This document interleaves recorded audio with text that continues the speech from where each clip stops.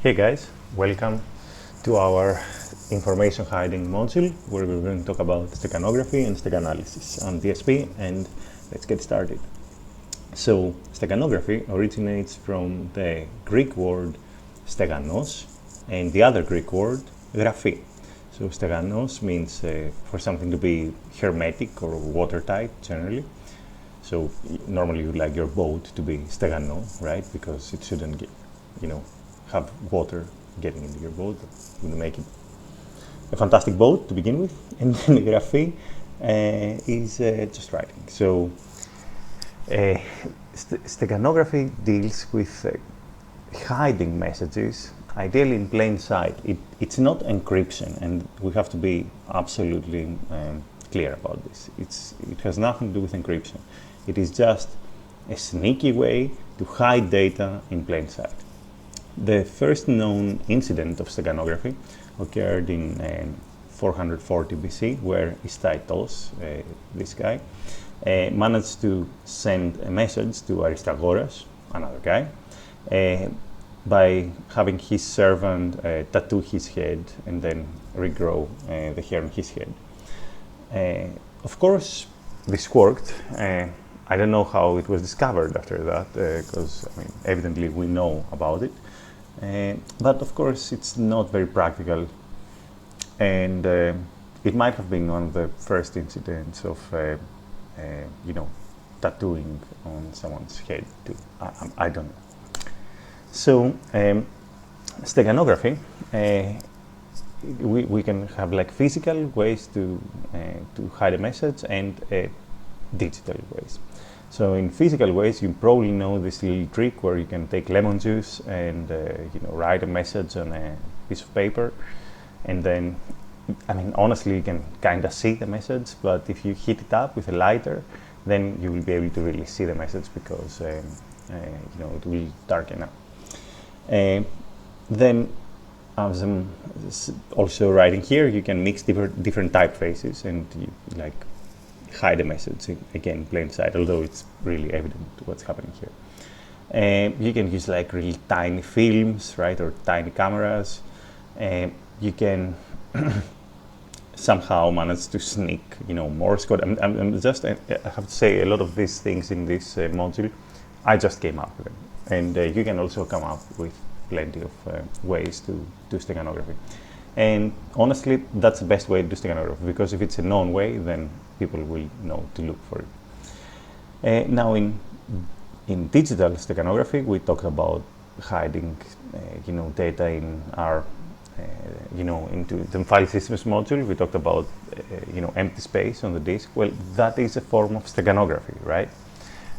Because you need to remember to look there, and then once you look there, the data was evident, right? You could just get the data. Then an interesting way to do that is you can change normal data, but in a way that it's not evident to the user of that data.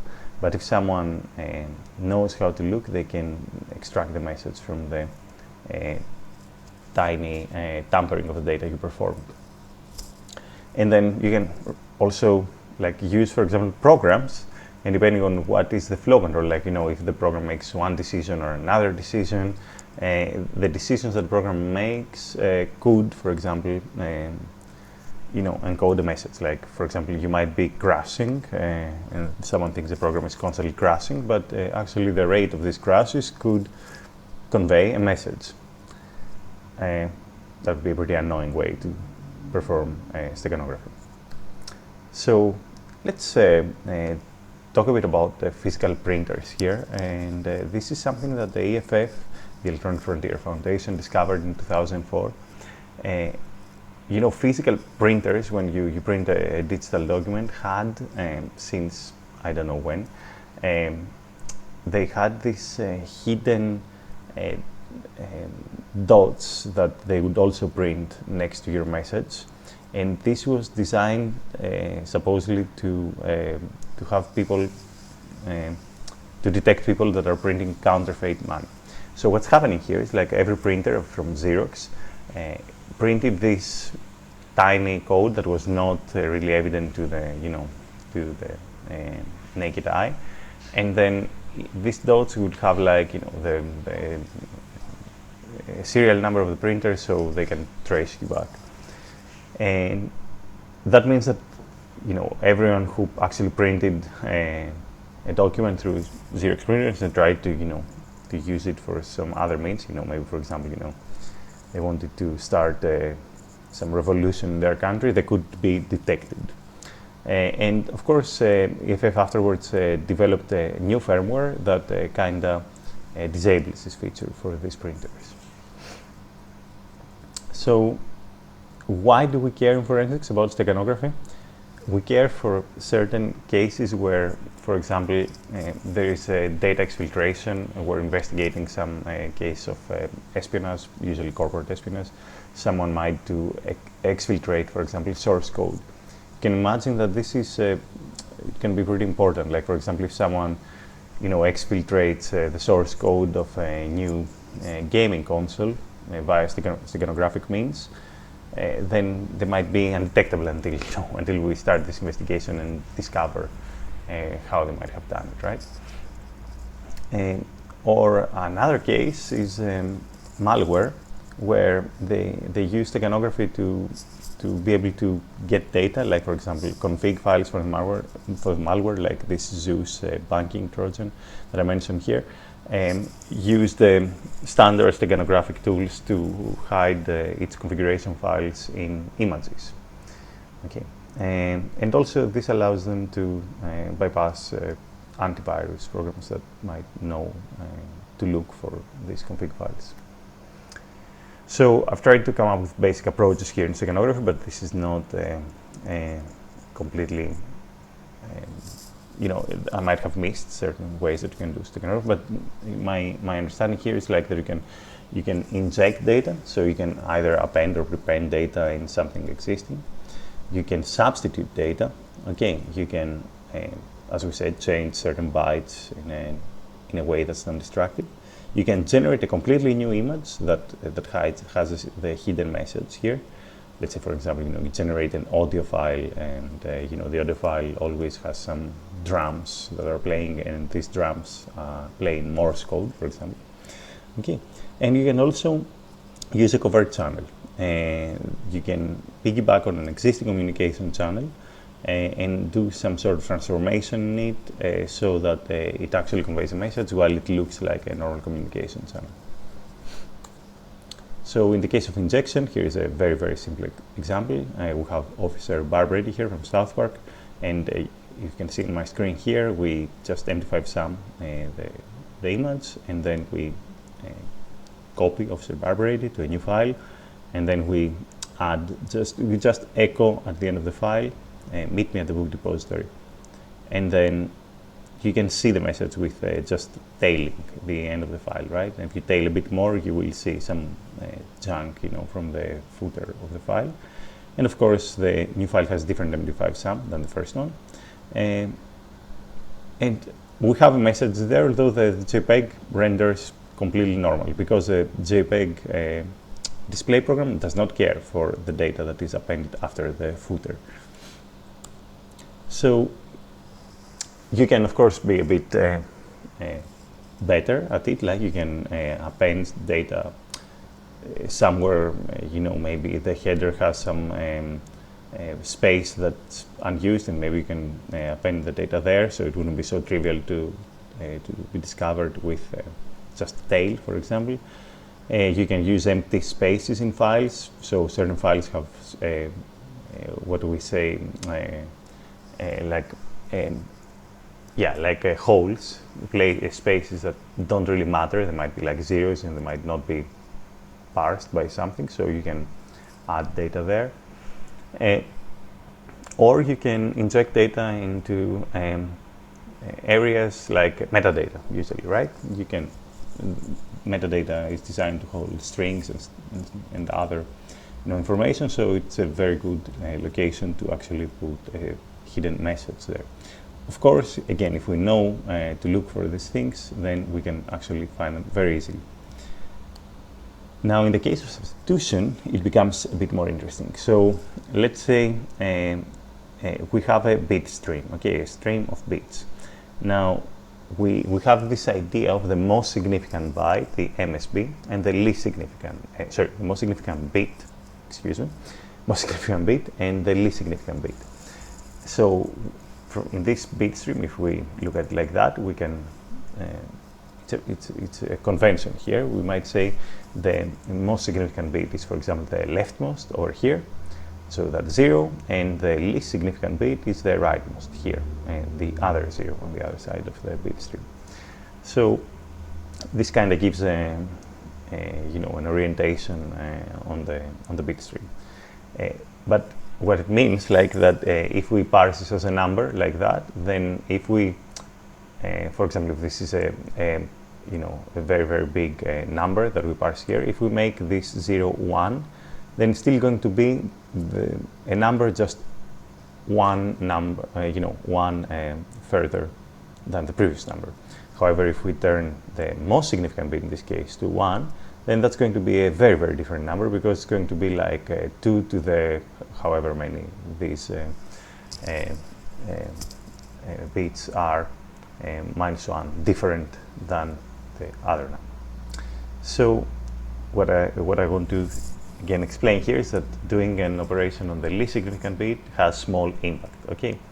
And for example, in a MIDI file, in a music file, if you take every X note and you kind of change it slightly, well, if you don't have like perfect pitch, probably you won't hear that change, and you might have like the whole song being played, but then you wouldn't really notice it. But now you can encode a message into these slightly different notes. Same thing applies for images, same thing applies for documents, same thing applies for whatever you can imagine here. So here's another example. I've managed to take the color red in RGB, which is R would be 255 here, the maximum value that R can take, or any RGB can take. The others are 0, so this is like pretty red here. And then I made it to 254, which is slightly less red, but still I don't think you can spot that difference, especially watching it on my screen through a YouTube video. Now we can take a secret message, which is again like a bit stream of the message that we want to encode, and then we can, for example, take every pixel of that image and every channel of that pixel, and just if our bit stream is, for example, at this point is 1, if the bit in our bit stream is 1, we might flip the existing number by 1. If it is 0, we might not flip that number. So then when we just read the image, we can extract a message, and that message would be our hidden message, right? Now I'm mentioning here doing it on every channel, because if we only do it on one channel, let's say we only do this on the red channel of our image, then we're going to kind of alter the distribution between the red, green, blue on the original image with the distribution that we have like on the Steg image. But if we do it on all channels, then it's kind of going to be the same, the distribution of red, green, and blue in the image. Now, this is a great video from a computer file that talks more about steganography. Now, for generation, we can, if we agree beforehand, we can create any possible algorithm here, right? I mean, we can go into complete bizarre territory. But here are some examples that I came up with. For example, we can generate a zip file that has other files in the archive, but the content of these files really doesn't matter. It can be like whatever, random images, right? However, we can manipulate the size of every file to be our message, like the letter of the message modulo 255, as I'm saying here. Now, this would be, of course, easier to manipulate the uncompressed files, because it's really trivial to do, but it would be harder, actually I don't know how to do it, if we want to manipulate the compressed files. Another fantastic one, that, and for example this zip thing, I just came up with it. You can come up with similar Steg engines here. A fantastic one is if you click here, it's spam mimic. So you give it a message and it turns it into a spam-like message, right? It's fantastic because you can imagine how much spam is floating on the internet at any given time, and actually making it to mailboxes. So someone would have to start parsing into all the spam text, and specifically also generate with this algorithm, because if you change the spam mimic algorithm just a bit, it wouldn't be detectable, your hidden text, and then you can send it to everyone, and you really don't have to worry because it will be very hard to be detected. Another thing you can do is use, for example, the Fourier transform. The Fourier transform takes an image and takes the frequencies that, in this case, because it's a black and white image, it takes the frequency that the color, the black color appears, and the frequency that the white color appears, and creates a map of these frequency spaces here, and this results into this image over here. Of course, you can see it doesn't have any special spatial relation with the image with the car over here. But of course, if you have seen the Fourier transform, it kind of hints. It's kind of hinted that this is a Fourier transform. However, you can do that on an image of a text. You can write a secret message in an image here, and then you can Fourier transform it and send that over. And actually, yeah, this technique has been observed in the wild, because it also compresses a lot you can see, like, these two images are the same, right? Just on frequency space. Now, covert channels are, I think, very interesting because they're also being seen in the wild very often. For example, when you have a botnet and you want to control it, in the old days it would be IRC, where every bot would connect on an IRC channel, for example, and you'd have your whole botnet there, and you can write a command, and all the bots would do whatever you instructed. But this is like pretty old school now, so even botnets have evolved. So they might just be listening on Twitter for some tweet that has a characteristic that they will find. Maybe they are your followers, and then they would execute a command according to your tweet, or X, however you prefer. Or, for example, you might be uploading a mix on Mixcloud, and that mix might have instructions, and they might be following your DJ. That would be way better than doing anything on X. So this is pretty cool, because this traffic is always there. Like, it would be really hard for people to, first of all, they would have to decrypt that traffic, and they would have to have someone, probably, the authorities, contact X or Mixcloud or your IRC server, and manage to extract traffic from there, and that's how they would understand that there is something sketchy happening, and you are giving commands to other bots.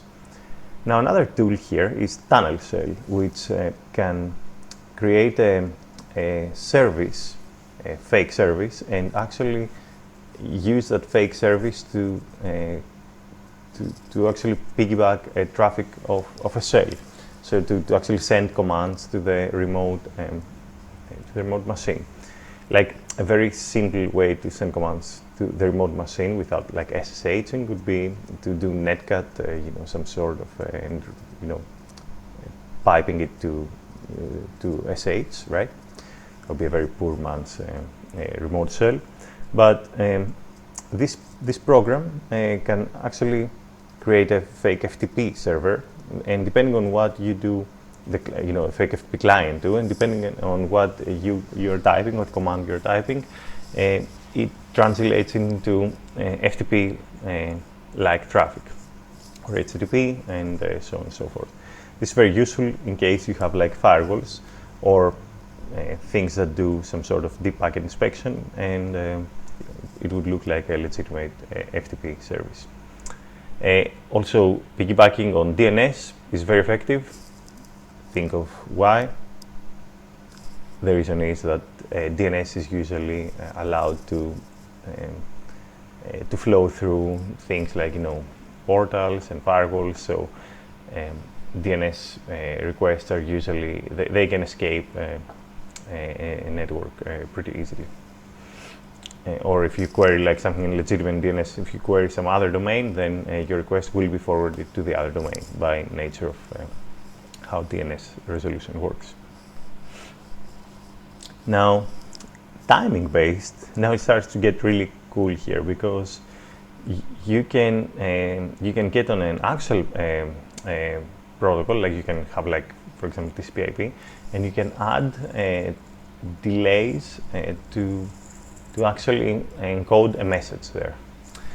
Of course, it has to be pretty evident, like because and this can be probably detected too, but it's a pretty cool way to send a hidden message. There is also a covert TCP, what we're showing here, which is it is a program that uses raw sockets, and it has a client and a server, and then it adds your message into the IP header. So your message still makes it from point A to point B, but the payload is junk, right? It can be whatever. But you hide a message on the header of the IP or TCP protocol, which is pretty cool, because if someone is inspecting the payload with TCP dump, for example, they wouldn't see anything interesting. They would have to look on the header. They have to be really observant to find your message. Now, another very cool way is a way that was designed in I think the University of Tel Aviv, where there is they managed to turn like a RAM module, like the memory module on the computer, into a card that can emit enough RF radiation to actually exfiltrate data from an air-gapped system. An air-gapped system means that the system is not having any connection to the internet for protection, right? I mean, really extreme, cases like, or military setups, or extreme banking computers that might hold like very sensitive private keys that you don't even want them to ever be connected on the internet. You just go there, for example, with a USB stick, only vetted people. Well, if you manage from that USB stick to put some malware in there, and then you're going to exfiltrate that super private key that might hold many Bitcoin that you have, then you can use this technique. Of course, you have to hack the computer, right? Because you need to be root to instrument memory in that way. But what it kind of does after that is it creates in the physical pages of memory it writes a lot of ones on one place of memory and a lot of zeros on another place of memory. So it creates a magnetic dipole, in a sense, that emits RF, electromagnetic radiation that can be picked up a bit further down where you're sitting with your antenna. That's the idea behind it. So that's a pretty quick overview of steganography, and on the next video we'll chat a bit about how to do Steg analysis and discover the use of steganography.